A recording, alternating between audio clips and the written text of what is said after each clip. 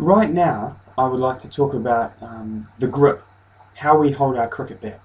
Now, of course, everyone knows the basics of the grip, but what I'd like to do is go into a little bit more depth and teach you a few extra things, a few key pointers that could help you and things that you probably haven't heard before.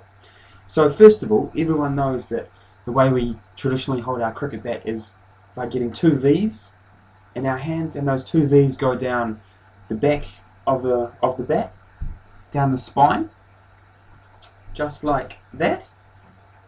And now something that they're bringing out quite recently actually is they say instead of putting those V's straight down the back, put them down in between the outside edge and the V of the cricket bat. So it's running down the centre here, because that means that when you're in your stance, instead of your bat being quite closed off like that, it actually opens up a little bit.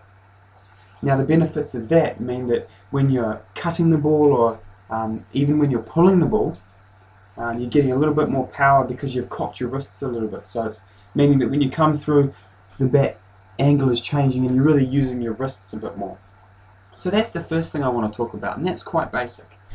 But what I want to explain is it really does matter where you hold the cricket bat. So if you hold it in this position I've got right now, with my hands close-ish together in the middle of the bat, that's quite a neutral position. So that gives me just pretty standard for driving and pulling and things, but it really does change if I decide to hold the cricket bat down this end like that. Now it's quite easy to see, especially if you've done physics, that by taking that sort of grip, what it's doing is actually slowing down my hand speed, but increasing my leverage. Now what that means, in simple terms, is simply that by holding it right at the top of the cricket bat, means that if you want to play straight down the ground, in the air especially, it's really good, because you've got, the hand speed's not too important when you're playing straight down the ground. What is important is that leverage, and to get that elevation and to hit it right over and out of the stadium. And one of the key people who used to do that was, of course, Adam Gilchrist, and we all know that that's what he did, and he was so powerful, hitting straight, hitting mid-wicket, doing all this sort of action, as opposed to pulling or cutting. So if we were pulling or cutting, how would we change it? Well, we could actually do this. If pulling or cutting is your strength, you might already do this, or you might consider wanting to do this, is moving your hands and actually just choking the cricket bat a bit. That's what we call it. So instead of our hands being neutral in the middle, or down at the top of the cricket bat, we now choke it right around the sort of the collar of the cricket bat.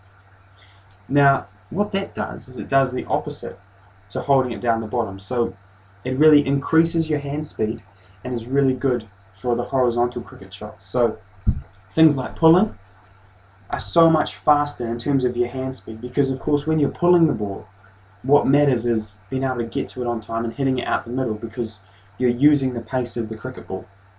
So by doing that, it allows you to get your bat up and out and through the shot a lot faster, which is more beneficial for that shot. And that's same with the cut shot.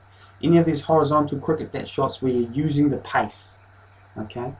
So, try it yourself.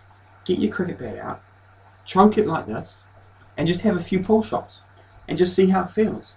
And then go down the handle like this, and then do a few pulls. And you can really, even I can do it right now, I can feel the difference. It's so much slower when I'm holding it right down the bottom like that. So those are some really key points on the actual positioning of the hands and where you hold the cricket bat, and they've all got their positives and negatives.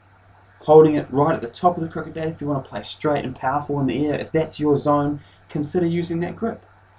Neutral, if you like the best of both worlds, or you're not too fussed, and then choke the cricket bat for those horizontal shots, especially if you're a shorter person, apparently.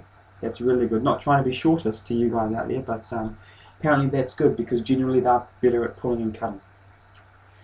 So that is the basics of the grip. So have an experiment with those, and in the end, of course, it's whatever you're comfortable with. So find out what you are comfortable with, try it out, If it doesn't work, try something else. Sounds good. Cheers.